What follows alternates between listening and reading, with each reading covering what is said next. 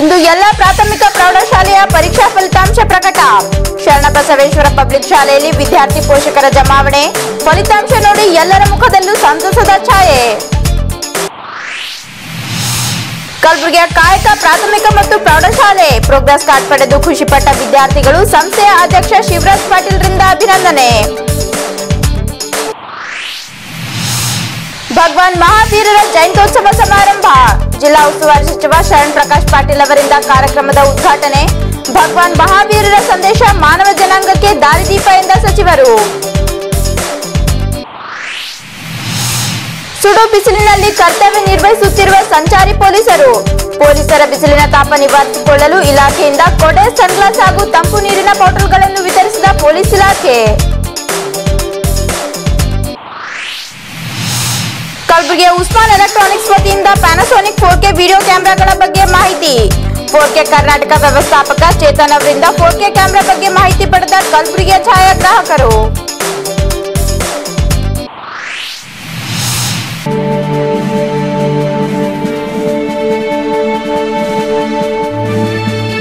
ಸುದ್ದಿ ಸಮಯಕ್ಕೆ ಸ್ವಾಗತ. ನಾನು ಮಹಾಂತೇಶ್ವರಿ ಕಂಠಿ.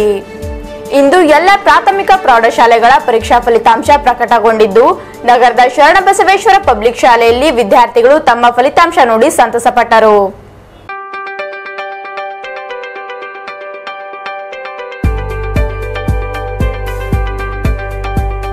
ಕಲಬುರಗಿ ನಗರದಾದ್ಯಂತ ಇಂದು ಎಲ್ಲ ಪ್ರಾಥಮಿಕ ಮತ್ತು ಪ್ರೌಢಶಾಲೆಯ ವಿದ್ಯಾರ್ಥಿಗಳ ಫಲಿತಾಂಶ ಪ್ರಕಟಗೊಂಡ ಹಿನ್ನೆಲೆಯಲ್ಲಿ ವಿದ್ಯಾರ್ಥಿಗಳು ತಮ್ಮ ಫಲಿತಾಂಶವನ್ನ ವೀಕ್ಷಿಸಲು ಪಾಲಕರೊಡನೆ ಬಂದು ತಮ್ಮ ಮಾರ್ಕ್ಸ್ ಕಾರ್ಡ್ ಅನ್ನು ವೀಕ್ಷಿಸಿ ಸಂತಸಗೊಂಡಿರುವಂತಹ ದೃಶ್ಯಗಳು ಎಲ್ಲೆಡೆ ಕಂಡು ಬರುತ್ತಿದ್ದವು.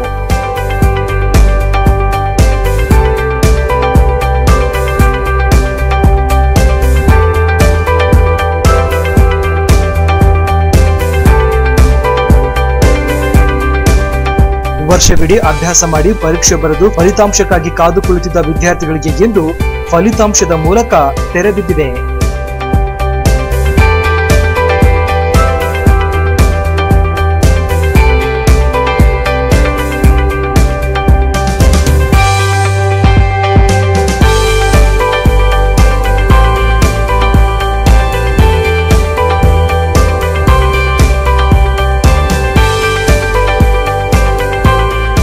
ಕಲಬುರಗಿ ನಗರದ ಶರಣಬಸವೇಶ್ವರ ವಸತಿ ಪಬ್ಲಿಕ್ ಶಾಲೆಯಲ್ಲಿ ಫಲಿತಾಂಶ ನೋಡಲು ವಿದ್ಯಾರ್ಥಿಗಳು ಮತ್ತು ಪಾಲಕ ಪೋಷಕರ ದಂಡೆ ಜಮಾವಣೆಗೊಂಡಿತ್ತು.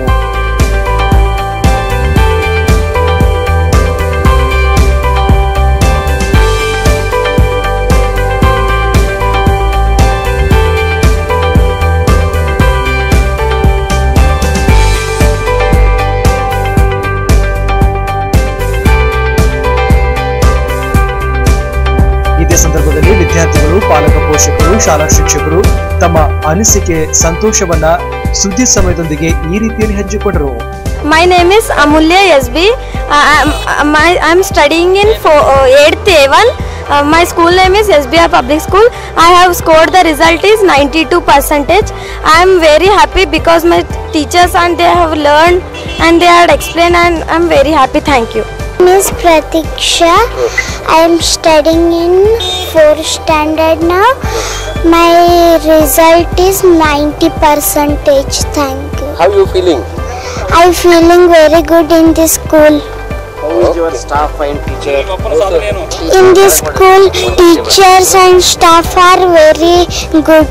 Thank you. My name is Aryan. 99. How are you feeling? I feel happy. Very very happy. Result ತಗೊಂಡು ಬಂದಿವಿ ಸರ್, ಭಾಳ ಸಂತೋಷ ಆಗ್ಯದ.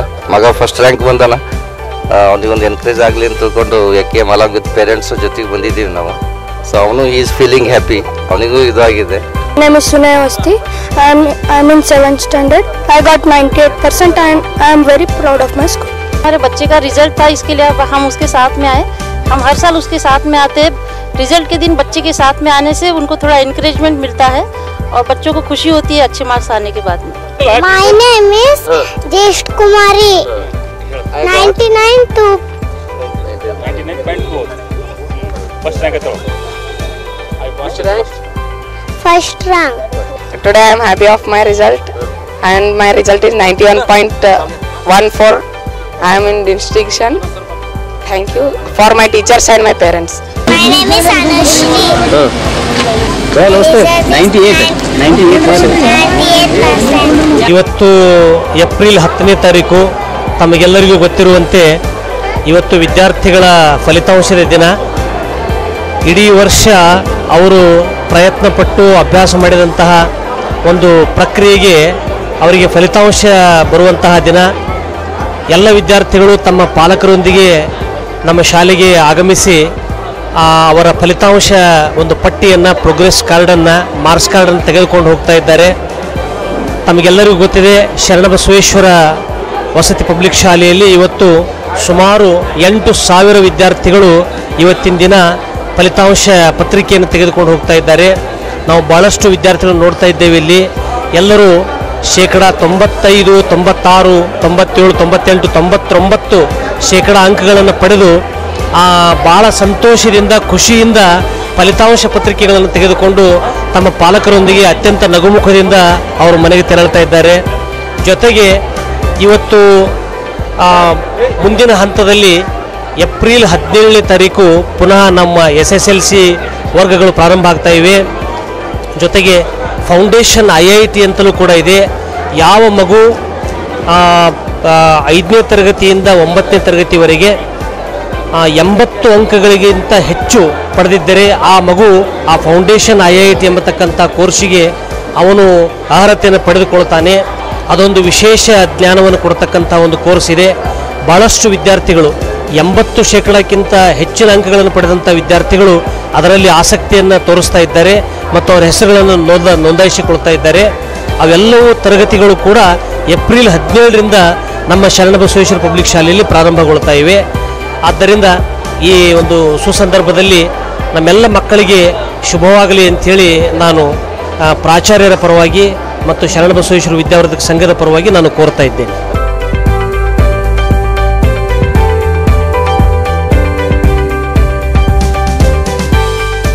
ಫಲಿತಾಂಶ ನೋಡಿದ ಮೇಲೆ ಎಲ್ಲರ ಮುಖದಲ್ಲಿ ಸಂತೋಷದ ಛಾಯೆ ಮೂಡಿತು.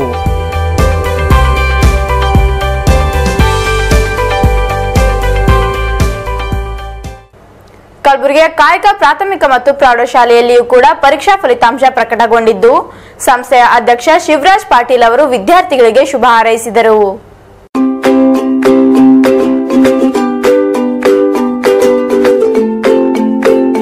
ಕಾಯಕ ಫೌಂಡೇಶನ್ನ ಕಾಯಕ ಪ್ರಾಥಮಿಕ ಮತ್ತು ಪ್ರೌಢಶಾಲೆಯಲ್ಲೂ ಕೂಡ ವಿದ್ಯಾರ್ಥಿಗಳ ಫಲಿತಾಂಶ ಪ್ರಕಟಗೊಂಡಿದ್ದು, ಎಲ್ಲ ವಿದ್ಯಾರ್ಥಿಗಳು ಮತ್ತು ಪಾಲಕರು, ಪೋಷಕರು ಬಂದು ಫಲಿತಾಂಶವನ್ನ ವೀಕ್ಷಿಸಿದರು. ಜೊತೆಗೆ ಪ್ರೋಗ್ರೆಸ್ ಕಾರ್ಡ್ ಅನ್ನ ನೋಡಿ ಖುಷಿಪಟ್ಟರು.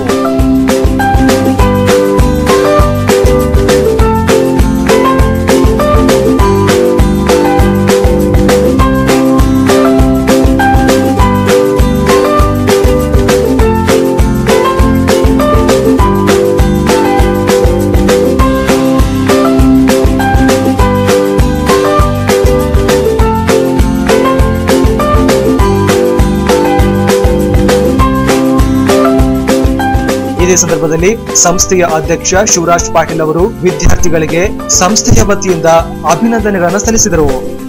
Congratulations to all the students, all the parents for your result for the academic year 2017-18.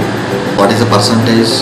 Whether it's a first rank, whether it comes a distinction, whether it comes a 50%, don't worry about that. Okay, try to ask what he has learned. That's more important, because education should not be based upon the percentage based, and not all the students can come to the first rank, and not all the students can come to the last rank. Okay, everybody has got their own caliber.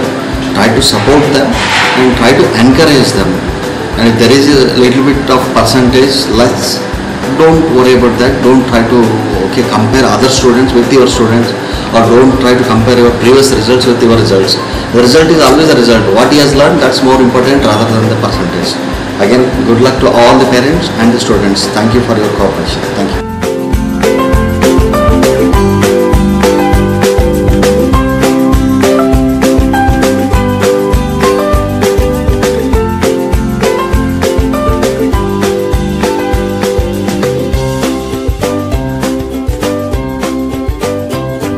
ಈ ಸಂದರ್ಭದಲ್ಲಿ ಪರೀಕ್ಷಾ ಫಲಿತಾಂಶ ವೀಕ್ಷಿಸಿದ ವಿದ್ಯಾರ್ಥಿಗಳು ತಮ್ಮ ಸಂತಸವನ್ನ ವ್ಯಕ್ತಪಡಿಸಿದರು. ನನ್ನ ಹೆಸರು ಅಶ್ವಿನಿ ಅದರಿ. ನಾ 6th ಸ್ಟ್ಯಾಂಡರ್ಡ್ ಒಳಗೆ ಓದ್ಲತ್ತೀನಿ. ಈ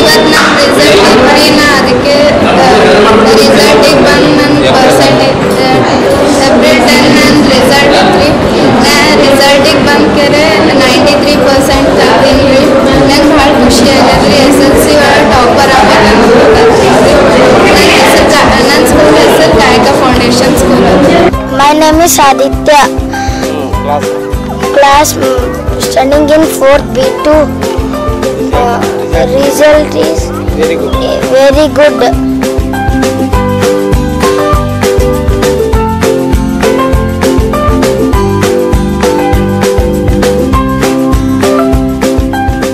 ವಿದ್ಯಾರ್ಥಿಗಳು ಕೇವಲ ಅಂಕ ಗಳಿಸುವಲ್ಲಿ ಪಾಲಕರು ಹೆಚ್ಚಿನ ಒತ್ತಡ ಹೇರಬಾರದು. ಎಲ್ಲಾ ವಿದ್ಯಾರ್ಥಿಗಳು ಹೆಚ್ಚಿನ ರ್ಯಾಂಕ್ ಪಡೆಯುವುದಕ್ಕೆ ಆಗುವುದಿಲ್ಲ. ಪಾಲಕರು ಅವರನ್ನ ಪ್ರೋತ್ಸಾಹಿಸಬೇಕೇ ಹೊರತು ಅವರಿಗೆ ಒತ್ತಡ ಹೇರಬಾರದು ಅನ್ನುವುದು ಅರಿತುಕೊಳ್ಳಬೇಕು. ಸುದ್ದಿ ಸಮಯ ಕಲಬುರಗಿ.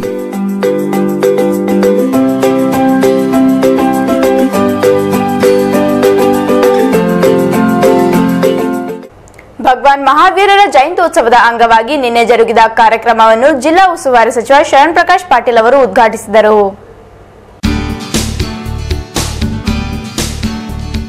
ಭಾರತ ದೇಶದಲ್ಲಿ ಅತ್ಯಂತ ಪ್ರಾಚೀನವಾಗಿರುವ ಜೈನ ಧರ್ಮವು ಭವ್ಯ ಪರಂಪರೆ ಹೊಂದಿದ್ದು ಭಗವಾನ್ ಮಹಾವೀರರು ಸಾರಿದ ಈ ಧರ್ಮದ ಸತ್ಯ ಮತ್ತು ಅಹಿಂಸೆಯ ಸಂದೇಶ ಇಡೀ ಮಾನವ ಜನಾಂಗಕ್ಕೆ ದಾರಿದೀಪವಾಗಿದೆ ಎಂದು ವೈದ್ಯಕೀಯ ಶಿಕ್ಷಣ ಹಾಗೂ ಜಿಲ್ಲಾ ಉಸ್ತುವಾರಿ ಸಚಿವ ಡಾಕ್ಟರ್ ಶರಣ್ ಪ್ರಕಾಶ್ ಪಾಟೀಲ್ ಹೇಳಿದ್ದಾರೆ. ಅವರು ಭಾನುವಾರ ಕಲಬುರಗಿ ನಗರದ ಡಾಕ್ಟರ್ ಎಸ್.ಎಂ. ಪಂಡಿತ್ ರಂಗಮಂದಿರದಲ್ಲಿ ಕಲಬುರಗಿ ಜಿಲ್ಲಾಡಳಿತ, ಕನ್ನಡ ಮತ್ತು ಸಂಸ್ಕೃತಿ ಇಲಾಖೆ ಹಾಗೂ ಮಹಾನಗರ ಪಾಲಿಕೆ ಭಗವಾನ್ ಮಹಾವೀರ ಜಯಂತ್ಯೋತ್ಸವ ಸಮಿತಿಯ ಸಂಯುಕ್ತಾಶ್ರಯದಲ್ಲಿ ಭಗವಾನ್ ಮಹಾವೀರರ ಜಯಂತ್ಯೋತ್ಸವ ಕಾರ್ಯಕ್ರಮವನ್ನು ಉದ್ಘಾಟಿಸಿ ಮಾತನಾಡಿದರು.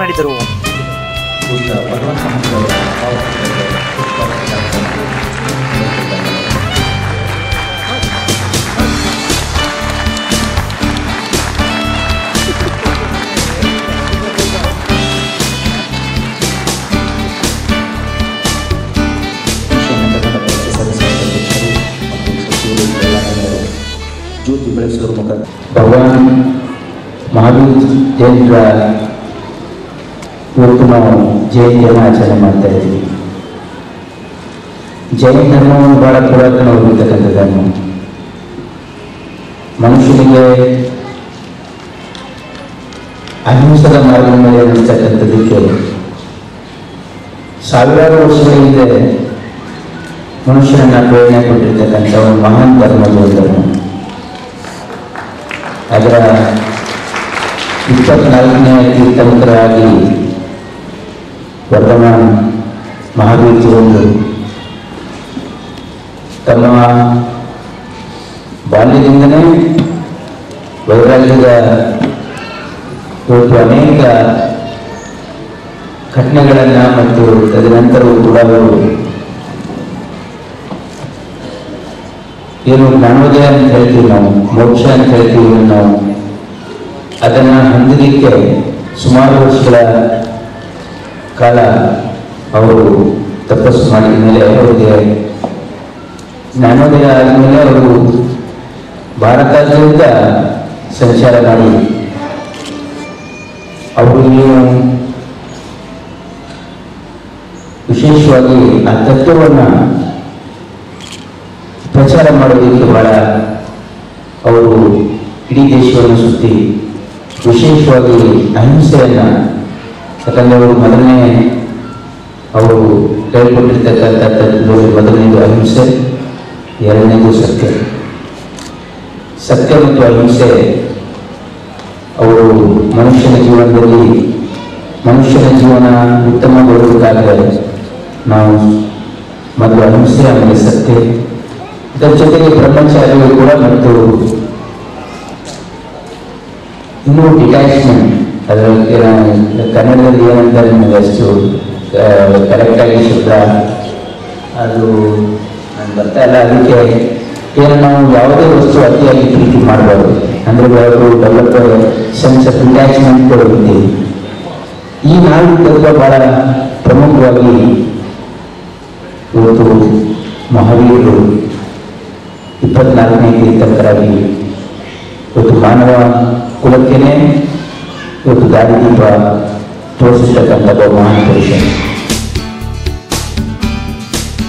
ಈ ಸಂದರ್ಭದಲ್ಲಿ ಈಶಾನ್ಯ ಕರ್ನಾಟಕ ರಸ್ತೆ ಸಾರಿಗೆ ಸಂಸ್ಥೆಯ ಅಧ್ಯಕ್ಷ ಇಲಿಯಾಸ್ ಬಾಗ್ವಾನ್, ಜೈನ ಅಸೋಸಿಯೇಷನ್ ಗ್ರೂಪ್ ಅಧ್ಯಕ್ಷ ಶ್ರೇಯಾನ್ಸ್ ಕೋಠಾರಿ, ಸರಾ ಬಜಾರ್ದ ಶ್ರೀ 1008 ಮಹಾವೀರ ದಿಗಂಬರ ಜೈನ ಮಂದಿರದ ಅಧ್ಯಕ್ಷ ಚಂದ್ರಮೋಹನ್ ಶಹಾ, ಶ್ರೀ ಸಂಕೇಶ್ವರ ಪಾರ್ಶ್ವನಾಥ ಜೈನ ಶ್ವೇತಾಂಬರ್ ಸಂಘದ ಅಧ್ಯಕ್ಷ ಸೂರ್ಯಪ್ರಕಾಶ್ ಸಿಂಘ್ವಿ, ಚಕ್ಕರ್ಕಟ್ಟದ ಶ್ರೀ 1008 ಮಹಾವೀರ ದಿಗಂಬರ್ ಜೈನ ಮಂದಿರದ ಅಧ್ಯಕ್ಷ ನಾಗನಾಥ್ ಚಿಂದೆ ಹಾಗೂ ಜೈನ ಮಿಲನ್ ಅಧ್ಯಕ್ಷ ರತನ್ ಚಂದ್ ಕಾಸರ್, ಚುನಾವಣಾ ತಹಶೀಲ್ದಾರ್ ಡಿ ದಯಾನಂದ್ ಪಾಟೀಲ್ ಮುಖ್ಯ ಅತಿಥಿಗಳಾಗಿ ಆಗಮಿಸಿದರು.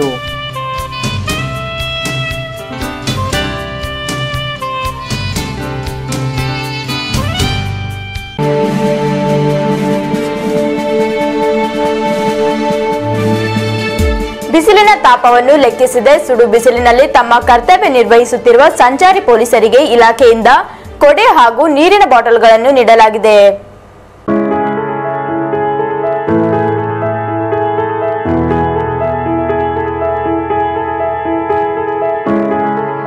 ಹೌದು, ಪೊಲೀಸ್ ಇಲಾಖೆ ಎಂದರೆ ಬಿಸಿಲು, ಚಳಿ, ಮಳೆ ಎಂಬುದೇ ದಿನದ 24 ಗಂಟೆ ಕಾರ್ಯನಿರ್ವಹಿಸಬಹುದು. ಅದರಲ್ಲಿ ಹೈದರಾಬಾದ್ ಕರ್ನಾಟಕದ ಭಾಗದಲ್ಲಿ ಈ ಬೇಸಿಗೆ ಬಂತೆಂದ್ರೆ 40 ಡಿಗ್ರಿ ಸೆಲ್ಸಿಯಸ್ಗೂ ಅಧಿಕ ಬಿಸಿಲಿನ ತಾಪಮಾನವಿರುತ್ತದೆ.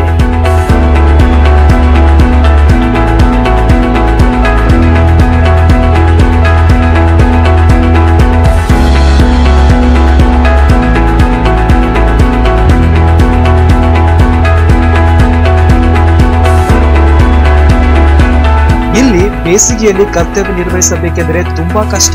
ಅಂತಹ ಬಿಸಿಲಿನಲ್ಲಿ ಆ ಬಿಸಿಲನ್ನ ಲೆಕ್ಕಿಸದೆ ತಮ್ಮ ಕರ್ತವ್ಯ ನಿರ್ವಹಿಸುತ್ತಿರುವ ಕಲಬುರಗಿ ಸಂಚಾರಿ ಪೊಲೀಸರಿಗೆ ಪೊಲೀಸ್ ಇಲಾಖೆಯ ವತಿಯಿಂದ ಬಿಸಿಲಿನ ತಾಪದಿಂದ ರಕ್ಷಿಸಿಕೊಳ್ಳಲು ಕೊಡೆ ಹಾಗೂ ಸನ್ಗ್ಲಾಸ್ ಮತ್ತು ತಂಪು ನೀರಿನ ಬಾಟಲ್ಗಳನ್ನ ಇಲಾಖೆಯಿಂದ ನೀಡಲಾಗಿದೆ.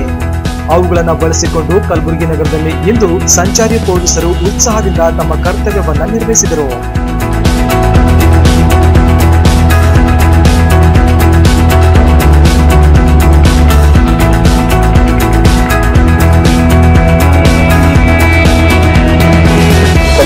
ಜಿಲ್ಲೆ ಮತ್ತು ಜಿಲ್ಲಾ ಕೇಂದ್ರ ಇದು ಬಿಸಿಲ ನಗರಿ ಅಂತಲೇ ಕರೀತಾರೆ. ಇಲ್ಲಿ ಸಮ್ಮರಲ್ಲಿ 46ರಿಂದ 47 ಡಿಗ್ರಿವರೆಗೂ ಟೆಂಪ್ರೇಚರ್ ಹೋಗೋದನ್ನು ತಾವೆಲ್ಲ ನೋಡಿದ್ದೀರಿ. ಮತ್ತು ಸಾರ್ವಜನಿಕರು ಹಾಗೂ ಮಾಧ್ಯಮ ಮಿತ್ರರು ಸೇರಿದಂತೆ ನಮ್ಮ ಇಲಾಖೆಯ ಅಧಿಕಾರಿಗಳದ್ದು ಒಂದೇ ಅಭಿಪ್ರಾಯ ಆಗಿತ್ತು. ಟ್ರಾಫಿಕ್ ಕರ್ತವ್ಯ ನಿರ್ವಹಿಸುವಂಥವ್ರಿಗೆ ಸ್ವಲ್ಪ ಸಿಬ್ಬಂದಿ ಮತ್ತು ಅಧಿಕಾರಿಗಳಿಗೆ ಸ್ವಲ್ಪ ಕಾಳಜಿ ತೋರಿಸಬೇಕು. ಇಲಾಖೆ ತುಂಬ ಹೆಚ್ಚು ತಾಪಮಾನ ಇರುವಂಥ ಪ್ರದೇಶದಲ್ಲಿ ಕೆಲಸ ಮಾಡ್ತಾರೆ ಅನ್ನುವಂಥದ್ದು. ಸೊ ಅದನ್ನು ಗಮನದಲ್ಲಿಟ್ಕೊಂಡು ನಾವು ನಮ್ಮ ಇಲಾಖೆಯಿಂದ ಅವರಿಗೆ ಕೂಲಿಂಗ್ ಗ್ಲಾಸ್ ಕೊಡುವಂಥದ್ದು, ಛತ್ರಿ ಕೊಡುವಂಥದ್ದು, ಮತ್ತು ವಾಟರ್ ಬಾಟ್ಲು, ತಂಪಾಗಿರೋ ನೀರು ತಂಪಾಗಿರಲಿಕ್ಕೆ ವಾಟರ್ ಬಾಟ್ಲು ಕೊಡುವಂಥದ್ದು, ಮತ್ತು ಅವರು ಮೊಬೈಲು ಅಥವಾ ಬೇರೆ ಏನಾದರೂ ಬಿಲಾಂಗಿಂಗ್ಸ್ ಇಟ್ಕೊಳ್ಳಲಿಕ್ಕೆ ಒಂದು ಪೌಚ್ ಕೊಡುವಂಥ ಕೆಲಸ ನಾವು ಮಾಡಿದ್ದೀವಿ. ಅದ್ರ ಜೊತೆಗೆ ಒಪ್ಪೋ ಮೊಬೈಲ್ ಅವರು ಸುಮಾರು 4 ಶೆಲ್ಟರ್ಸು ಮತ್ತು ಸುಮಾರು ಒಂದು 12ಕ್ಕೂ ಹೆಚ್ಚು ದೊಡ್ಡ ಮಟ್ಟದ ದೊಡ್ಡ ಛತ್ರಿಗಳು, ಅಂದರೆ ಶೇಡ್ ಶೆಲ್ಟರ್ಸ್ ಟೈಪ್ ಇರುತ್ತೆ, ಆ ಥರದ್ದು ಕೊಟ್ಟಿದ್ದಾರೆ. ಮತ್ತು ಒಬ್ಬ ಸ್ಥಳೀಯ ಸಮಾಜ ಸೇವಕರು ಸುಮಾರು 140 ಛತ್ರಿಗಳನ್ನು ಕೊಡುವಂಥ ಕೆಲಸ ಮಾಡಿದ್ದಾರೆ. ಒಟ್ಟಾರೆಯಾಗಿ ಇದು ಬಿಸಿಲಿದ್ರೂ ಕೂಡ ನಮ್ಮ ಸಿಬ್ಬಂದಿಗಳು ನೆರಳಿನ ಒಂದು ಕಾರಣ ಹೇಳಿ ಅಲ್ಲಿ ಹತ್ತಿರದ ಸುತ್ತಮುತ್ತ ಬಿಲ್ಡಿಂಗ್ ಹತ್ರ ನಿಂತ್ಕೊಳ್ಳೋದು ಅಥವಾ ಶೇಡಲ್ಲಿ ಮರದ ಕೆಳಗೆ ನಿಂತ್ಕೊಳ್ಳುವಂಥದ್ದು ಅಥವಾ ಹೋಟ್ಲುಗಳ ಹತ್ರ ನಿಂತ್ಕೊಳ್ಳುವಂಥದ್ದು ಯಾವುದೂ ಆಗದಂಗೆ ನಿರಂತರವಾಗಿ ಕೆಲಸ ಮಾಡಲಿಕ್ಕೆ ನಮ್ಮ ಇಲಾಖೆ ಕಡೆಯಿಂದ ಈ ಒಂದು ಅನುಕೂಲ ಮಾಡಿಕೊಟ್ಟಿದ್ವಿ. ಇದ್ರ ಜೊತೆಗೆ ಸೋಡಾ, ಬಿಸಿ ತಂಪನೆ ನೀರು ಮತ್ತು ಸೋಡಾ, ಆಮೇಲೆ ಲೆಮನ್ ಜ್ಯೂಸು, ಮಜ್ಜಿಗೆ ಇದನ್ನು ಕಾಲಕ್ಕೆ ಈ ತಿಂಗಳು ಮತ್ತು ಮುಂದಿನ ತಿಂಗಳು ಅಂದರೆ ಏಪ್ರಿಲ್ ಮೇ ನಿರಂತರವಾಗಿ ಕೊಡಬೇಕು ಅಂತ ನಾವು ಅದಕ್ಕೆ ವ್ಯವಸ್ಥೆಯನ್ನು ಮಾಡಿಕೊಂಡಿದ್ವಿ.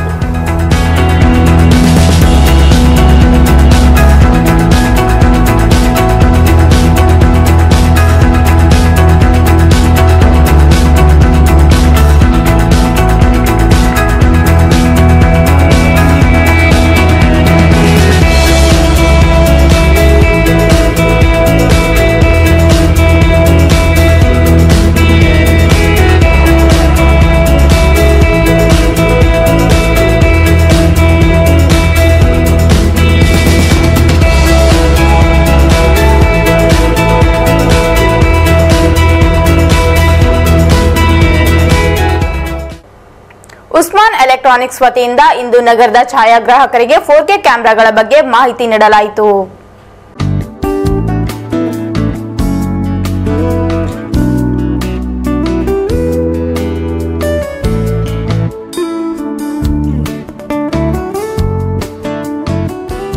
ಇಂದು ಕಲಬುರಗಿ ನಗರದ ಸೂಪರ್ ಮಾರ್ಕೆಟ್ ನಲ್ಲಿರುವ ಉಸ್ಮಾನ್ ಎಲೆಕ್ಟ್ರಾನಿಕ್ಸ್ ನ ವತಿಯಿಂದ 4K ಕ್ಯಾಮೆರಾಗಳ ಬಗ್ಗೆ ಹಾಗೂ ಅವುಗಳನ್ನ ಹೇಗೆ ನಿರ್ವಹಿಸಬೇಕು ಎಂಬುದರ ಕುರಿತು ಮತ್ತು ಲೇಟೆಸ್ಟ್ ಟೆಕ್ನಾಲಜಿಗಳನ್ನ ಹೇಗೆ ಅಳವಡಿಸಿಕೊಳ್ಳಬೇಕು ಎಂಬುದರ ಬಗ್ಗೆ ಸಂಪೂರ್ಣ ಮಾಹಿತಿಯನ್ನ ಪೆನಾಸೋನಿಕ್ ಕರ್ನಾಟಕದ 4K ಸೇಲ್ಸ್ ಮ್ಯಾನೇಜರ್ ಚೇತನ್ ಅವರು ಕಲಬುರಗಿ ನಗರದ ಛಾಯಾಗ್ರಾಹಕ ಮಿತ್ರರಿಗೆ ಮಾಹಿತಿಯನ್ನ ನೀಡಿದರು.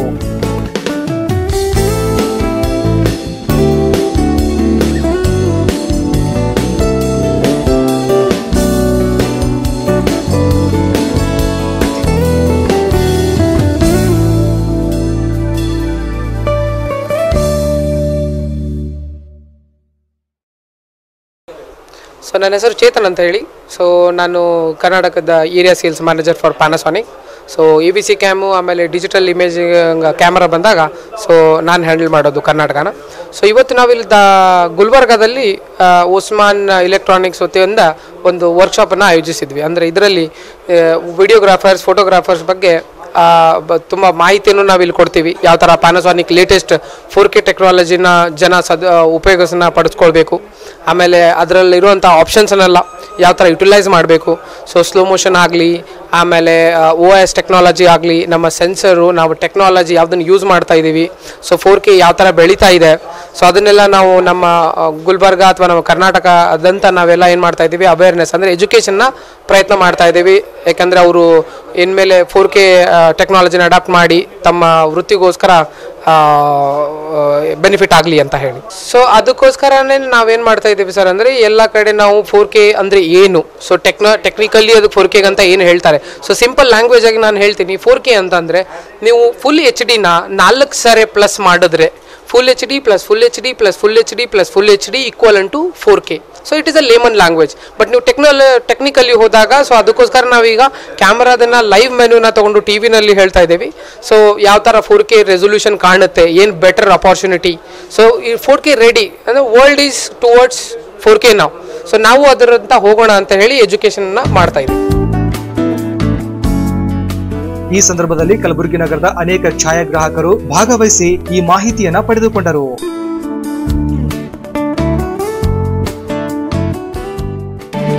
ಇದಿಷ್ಟು ಇವತ್ತಿನ ನಮ್ಮ ಸುದ್ದಿ ಸಮಯ. ಸ್ಥಳೀಯ ಸುದ್ದಿಗಳಿಗಾಗಿ ನೋಡ್ತಾ ಇರಿ ಸುದ್ದಿ ಸಮಯ.